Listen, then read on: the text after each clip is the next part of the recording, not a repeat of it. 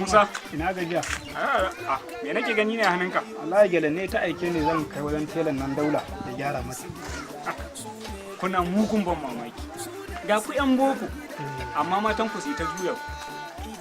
Ban gale ku. Ai ni matata da kake ji da gani. Bata isa ta aike ni. Kaga na farko. Matar taka? Bare da gaske. Kaga na farko.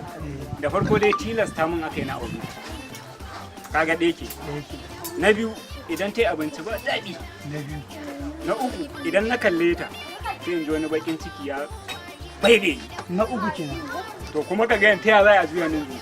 A ba za ka juyu ba. Ba za ka juyu. Ka gane ku? Yanzu bari in shiga gidan fuɗi.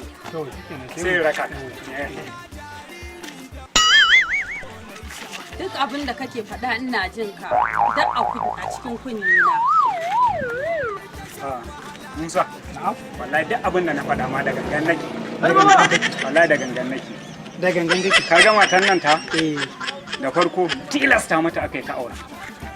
Na biyu idan ta yi abinci ina jin daɗinsa. Na uku saboda kyanta na ganta har su ma nake yin dawo. Ita matar taka? Ya yi ta duk.